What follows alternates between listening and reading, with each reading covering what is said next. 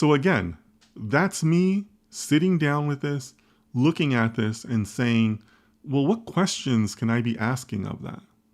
What questions can I be doing here? Like what's piquing my interest? What are the creative things that I can add to this data set to say, hey, yeah, I read your data, but let me add my own eye to it. Let me add my own research to it, my own questions. And what are we talking about there? We're talking about creativity, right? I did a video on this not too long ago. But to me, this is where the creativity in data science comes in. When people think of creativity in data science, they usually think of the visualization steps, right?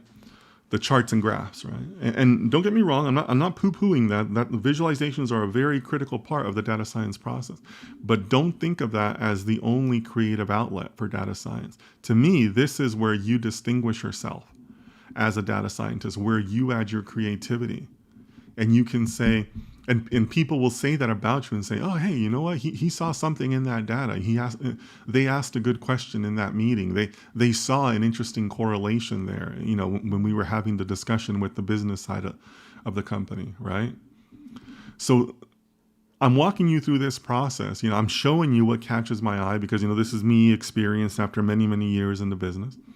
But these are the types of processes that helped me, and I hope help you, to be able to say, oh, okay, yeah, I'm not going to just take their data at face value. I'm going to do my own thing. I'm going to look at my own questions. And I do that by looking at how they broke things out.